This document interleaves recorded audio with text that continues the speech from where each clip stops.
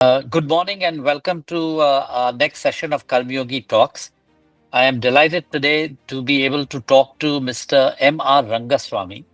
M.R. Rangaswamy is an entrepreneur, investor, corporate eco-strategy expert, community builder, and philanthropist. But most importantly, and the reason we are talking to him is he's also the founder of Indiaspora, which is an organization of the Indian diaspora across the world. In the last few years, this organization has grown dramatically and looks at the interests of all the Indians scattered around the world. And so I thought it would be a very useful thing for most people to understand what the diaspora is, where it's spread out, what it does for India, their links to India, etc. And that's the context in which I'm very happy that M.R. Rangaswamy is talking to us. He is, of course, part of the diaspora because he was involved in the rapid expansion of the Silicon Valley software industry during his tenure as an executive at both large and small software companies. He also founded the Sandhill Group, one of the earliest angel investment firms in 1997, and was profiled on the Wall Street Journal's front page. He was also named to the famous Forbes Midas list of investors, which recognizes some of the people who made the best investments in startups and companies, and was also recognized by CRN as one of the top 25 technology executives. He runs many things. Indiaspora hosts an annual leadership forum, philanthropy summit, and the Global Connect initiative of the Indian diaspora worldwide. It also engages in community issues, including an initiative that led to a US Postal Service postal stamp in 2016 on Diwali. He is a board member of the Kailash Satyarthi Children's Foundation, the Wish Foundation, and many other organizations that are helping the community. He was also the recipient of the Global Service Award from the Canada Indian Business Council. So MR, as he is known, is going to talk to us a little bit about what the diaspora is, who's part of it, what they do, and how they interact with India, and what it's going to look like going forward.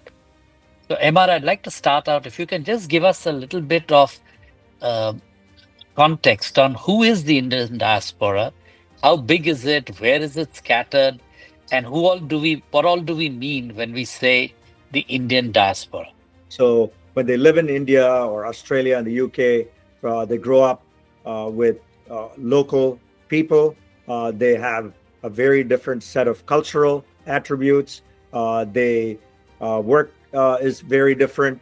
And so it's incumbent on the first generation to keep them involved in our culture. So for example, that's you said earlier, we had a US postage stamp that was really for Diwali, right? So our community here wants to make sure Diwali becomes a mainstream American holiday that's not just celebrated by us, but by all Americans. Much like in the US, St. Patrick's Day is a national event that's celebrated here by the Irish. So those kinds of things keep the next generation connected with our festivals.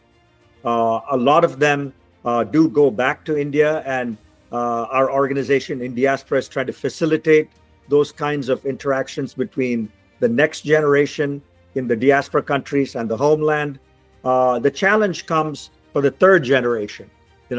That's when I think the dilution really starts in terms of who are we, and they truly become a citizen of the country they live in. So I expect, a couple of generations from now, the Indians living in the US just say we're American, right? And so it's important for the government and for India to keep in touch with not only my generation and the next one, but the following ones. Can the government create programs and policies that encourage these people to come and take a look at where they came from? That is going to be an important policy consideration in India. There are some industries in which Indians have done particularly well, especially in the US. Can you talk a little bit about in which industries have they done brilliantly? Yeah. Most recently, Indiaspora partnered and did a report with BCG around the impact of the US diaspora on the US, on the United States. And this was eye-opening because it gave us a window into what do these people do, where are they employed, what impact do they make. So obvious one is the IT sector and the technology sector, right? For example, we found there were 72 unicorns in the US started by Indian Americans. Forget the Wow. 100 plus in India. These are unicorns in the US. Most recent successes being company like Perplexity, which is recently getting funding at 18 billion in valuation, right? Companies like that are coming to the forefront and not only creating value and wealth, but creating jobs. These companies have created over 100,000 jobs in the US, right? So tech is an obvious sector. Also the tech workforce, not just entrepreneurs, but the workforce. You go into any tech company in Silicon Valley or any IT department in the Fortune 500, you'll find tons of Indians. A high percentage of employees in the IT sector across the United States will be of Indian origin. So that is the number one sector. But there are many other sectors that make an impact as well. For example, 10% of the US doctors are of Indian origin. There Wow. are 75,000 Indian doctors, and they serve 30 million Americans a year.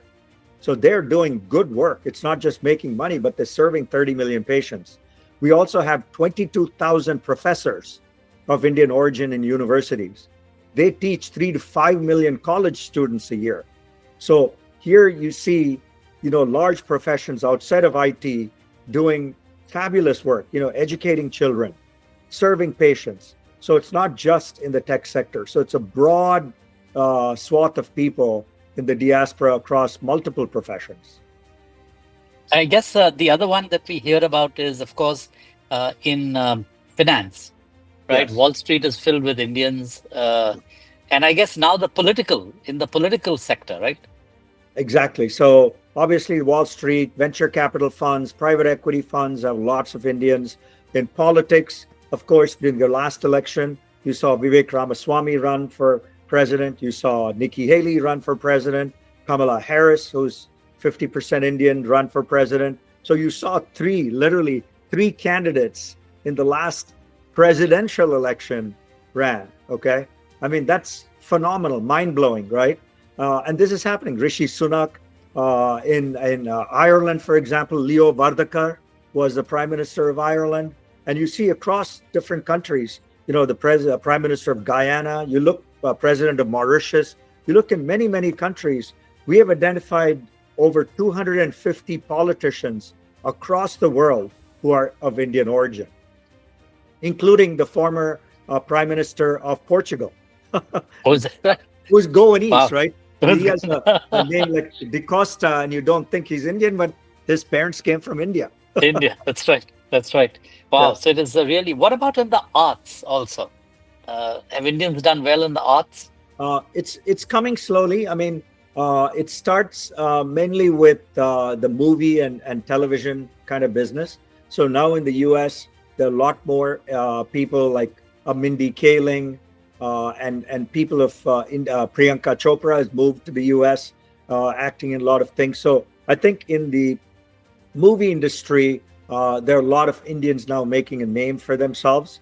And slowly they're moving to other parts, becoming painters and doing other things, becoming now TikTok influencers, and all these other things are happening as we speak, where Indians are finding their niche in more than being the traditional engineer or doctor, right?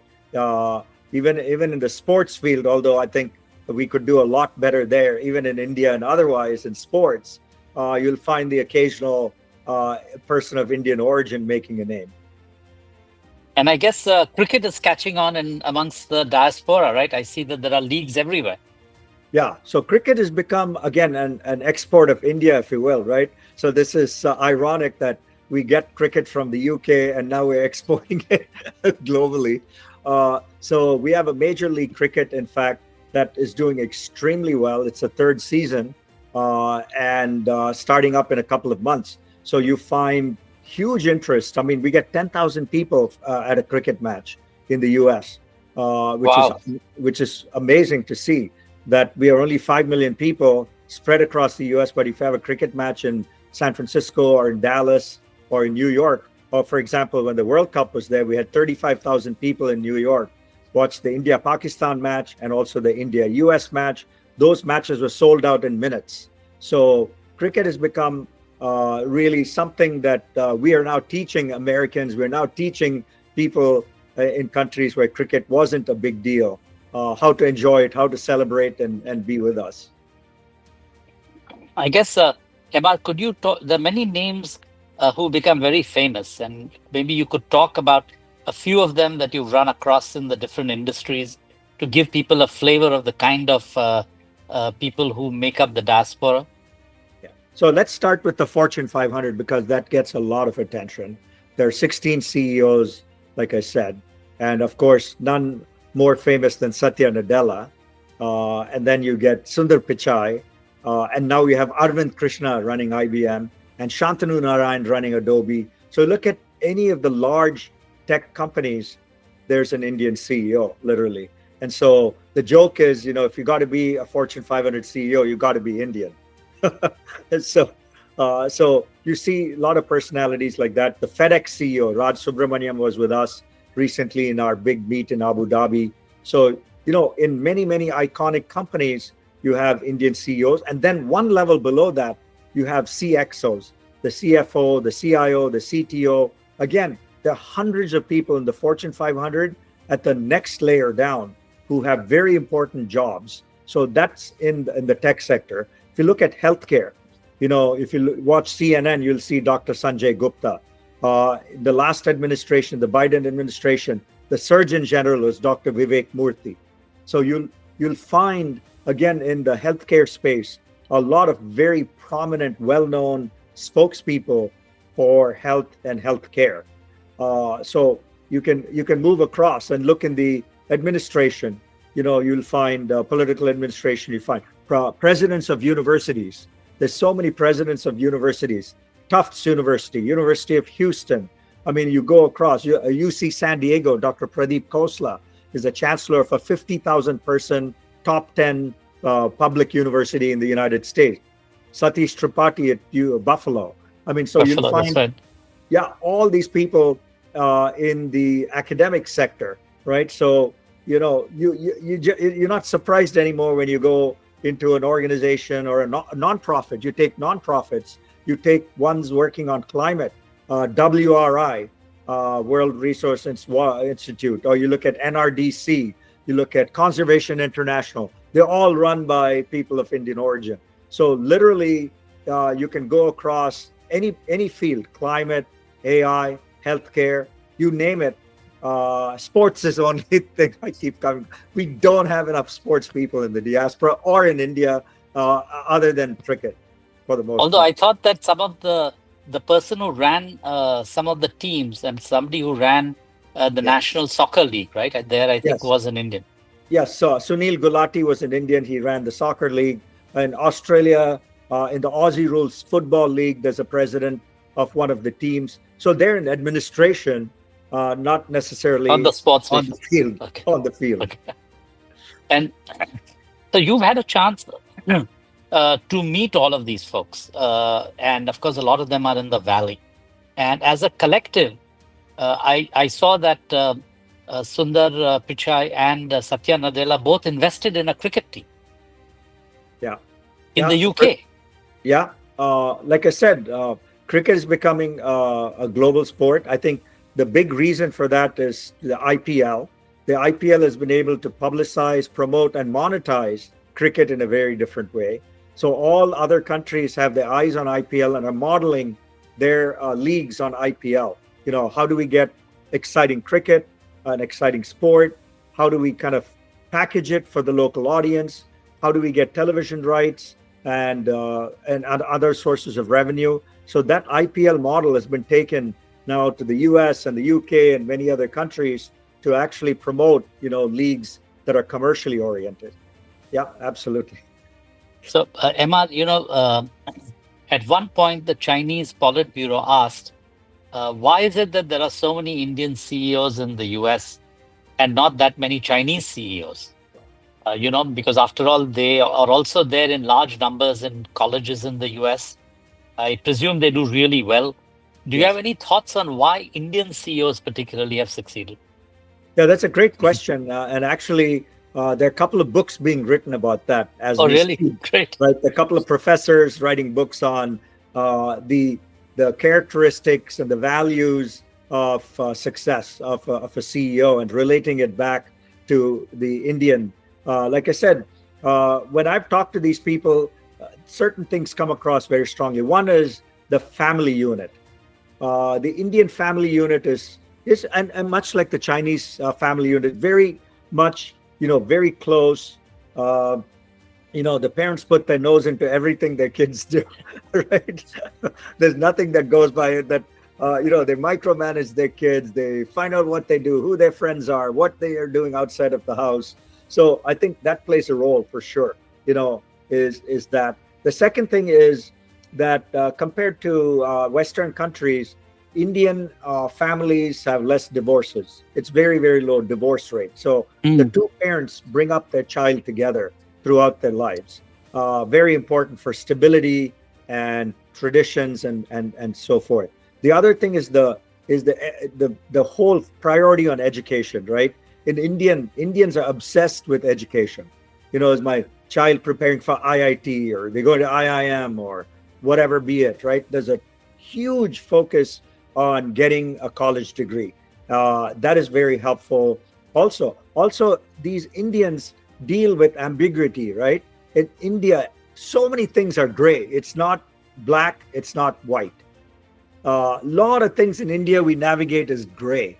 And so they've gotten that quality. And in business, as you well know, that's an important quality to have. Black and white decisions are easy to make, but most business decisions are somewhere in the middle, right?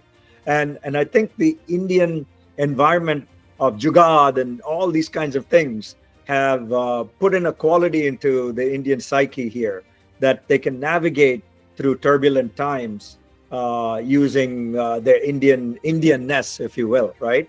So I think that a lot of these things, books are being written. I think we'll find out a little bit more later this year what those qualities are and how they manifest themselves in our community. And is it, I wanted to ask you, what is it about? Obviously, many of them have succeeded in the US, also succeeded in UK and other British colonies, right? Yeah. But what was it about the US? When you came to the US as an Indian, right? You're part of the diaspora. What did you find that allowed you to be successful there?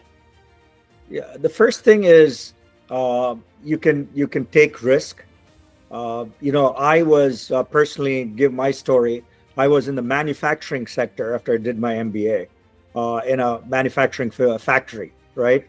I was using computers, but I was able to get a job, my next job. And the reason I came to Silicon Valley is a startup, a tech software company hired me. And they hired me not because I could code, but I had skills I'd learned in the manufacturing industry. So they took a risk, bringing in someone from the outside with certain skills that they needed, right? So, people take risk. The second thing is again with startups. I think you fail, it's okay. There's no stigma attached with the failure. In fact, there was recently, I have to tell you, there's a new conference that got started a few years ago in the US called FailCon, where actually people came out, and it was sold out, by the way. People came out and talked about their failures, not their success. What happened? They started a company and they failed, and now there's a museum of failure as well, which is making its rounds in the US. So I think it's almost celebrating failure as opposed to punishing failure. I think is a quality that I've only seen in the US. So they're willing to take. The first is willingness to take risk, and that gives us an edge. Taking that risk, taking a startup or going into a new industry where you've had no experience, you take that risk, saying, you know what, if I fail, there's no stigma. I can go get a different job, another occupation, right? And the second thing is you can think of crazy things to do and you can work hard at it, right? you can say, I want to become a ballet dancer, and you can go work really hard to do that, and people are going to support you, and they're not going to kind of cast aspersions and say he's an idiot. Why is he going? I mean, literally, the U.S. gives you the ability to think and dream of anything you want to be, and you work hard at it, and you may or may not succeed, but generally society supports you in that endeavor. And you'll find that across the board. You meet people and they say, "Hey, I'm becoming a painter," and you say, "Great, show me your work," and you support that rather than saying, do you have a job, right? Whereas in India, a lot of times they'll say, "Oh, he's a poet." What's he doing? How is he making money, right? But here you follow your passion and purpose, and generally you find a lot of support. And I think that's another trait of the United States is go take risk, follow your passion, go with your purpose, is very accepted in this country. And, it's such a great story about how the diaspora has done well, but I'm sure it was not as smooth a ride as it all appears in retrospect, right? So what were some of the challenges that you and other people in the diaspora faced before they became famous and successful? I think there was racism, no doubt about it. In the early days when we came here, there would be comments on, "Man, we know there's an Indian living next door. We can smell all the cooking," all that kind of stuff. There was definitely a bit of racism in the early days around what we did and who we were, and so forth. And also, one thing I should say that I'm glad you brought this up, that not all 5 million in the United States are successful, right? You can see the average income is $120,000 a year. It's twice that of an average American, and so forth. But about 5% of the diaspora in the US, you'll be shocked to know, live below the poverty level. Okay, there's still, out of the 5 million, about 250,000 Indians are living below the poverty level. They work at convenience stores. They work at, places like that, where they're invisible, if you will. We call them the invisible Indians. They might work on farms. These are occupations we don't know what they do. And that's also primarily because there's a large contingent in the US of illegal immigrants from India. And these stories have come up in India as well recently, with some of the flights coming back with these people being deported. The estimate here is there are probably at least 500,000 of these Indians in the US living without papers. So we do have challenges in the diaspora countries with poverty, with illegal immigration in many countries. And that has to be dealt with through NGOs that are created within the community to help them, with more lobbying with the government to say, "Hey, these are good people. Can they get legal status?" So there are a lot of these things. Or are they going to be deported? So all these are many of the unanswered questions that the diaspora has to deal with. Okay. Can you I wanted to ask you how the diaspora relates to India in terms of the government. How has the government been in terms of its reaching out to the diaspora, and vice versa? How has the diaspora been in terms of reaching out to do things in India? Yeah. So like I said, the PM has done a remarkable job.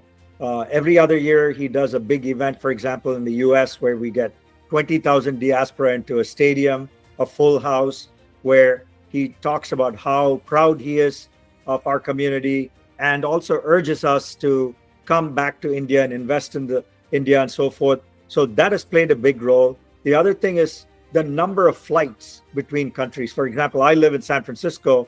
There are 17 direct flights every week to India. Wow. 17 Air India flights every week.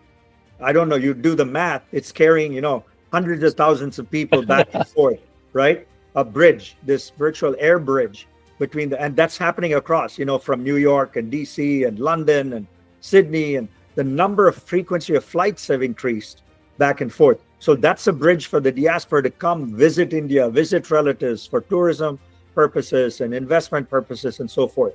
So I think it's becoming much easier and India is also making strides in making it easy to do business, easy to repatriate money that we invest in India.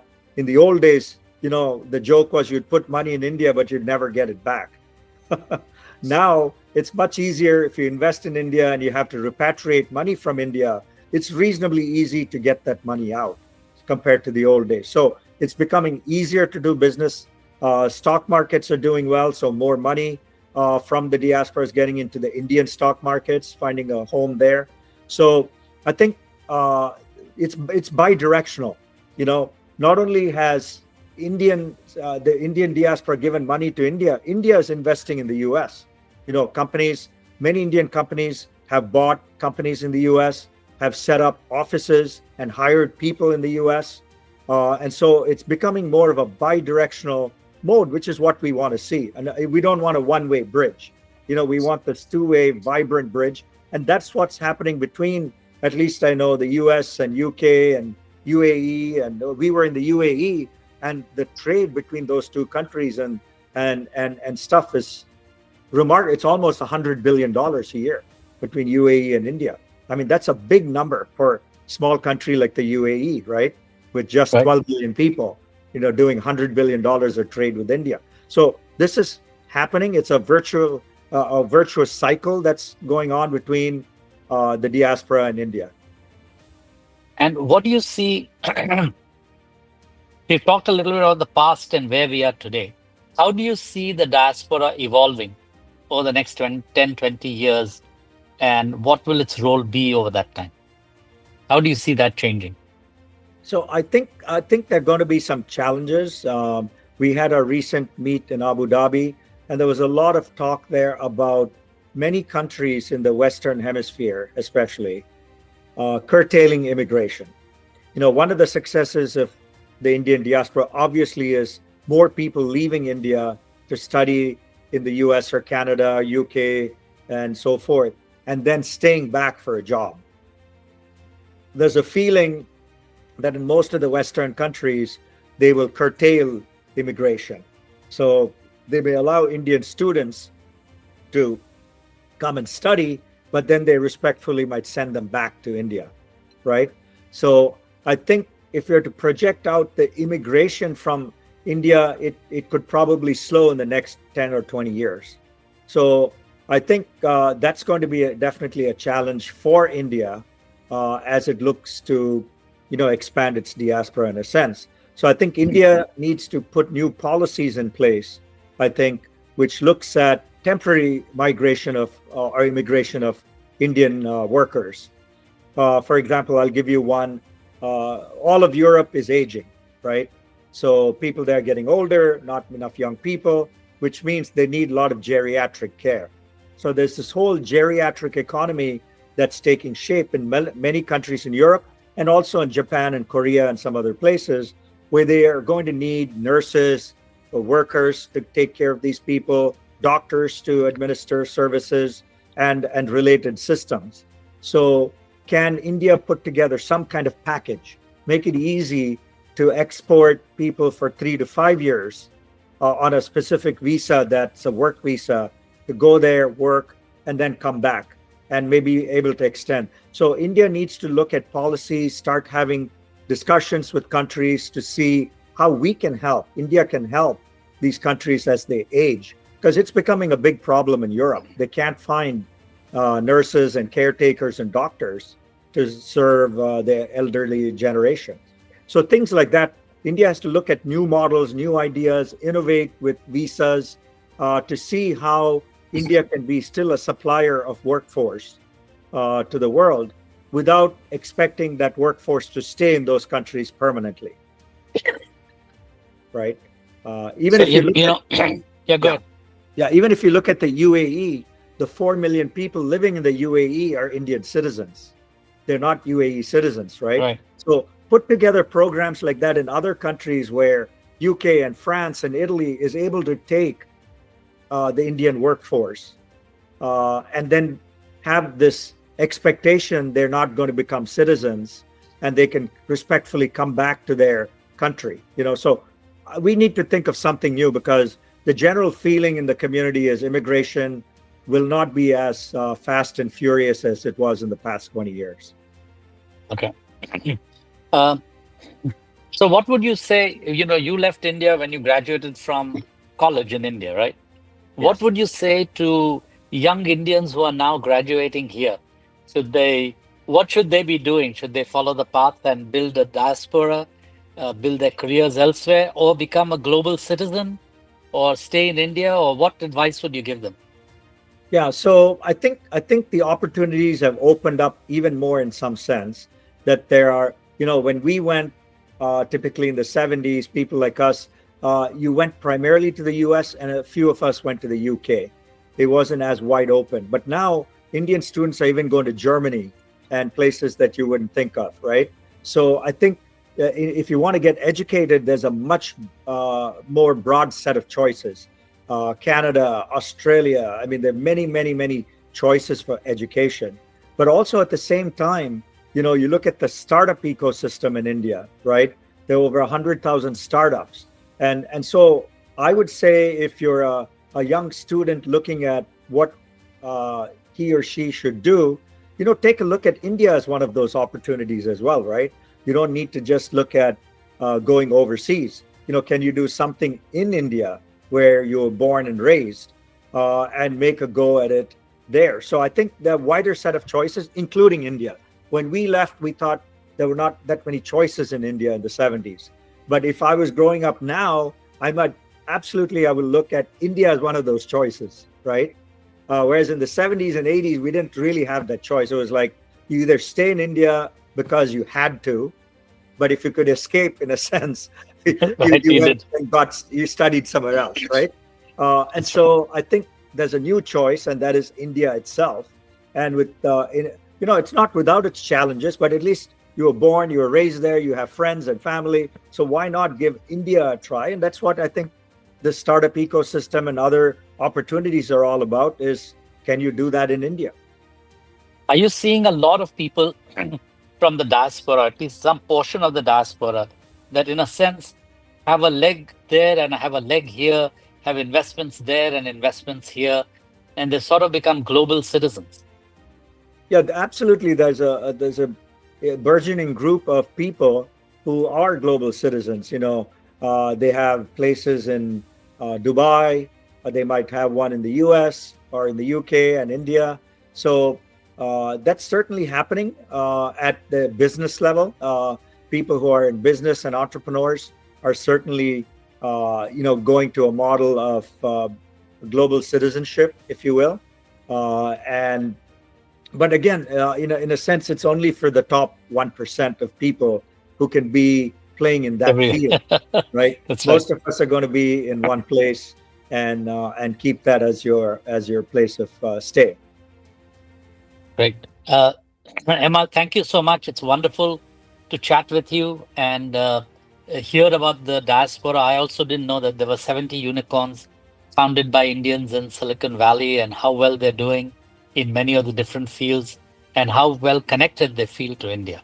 I think this has been a very exciting conversation, and I look forward to continuing this talk in person someday. And thank you very much for being with us. No, absolutely. And if you need more information, our website is always there. We're a nonprofit, as you said, Indiaspora. Just go to indiaspora.org. We have all kinds of information for people who are interested. Great. Thanks, Emma. Thank you.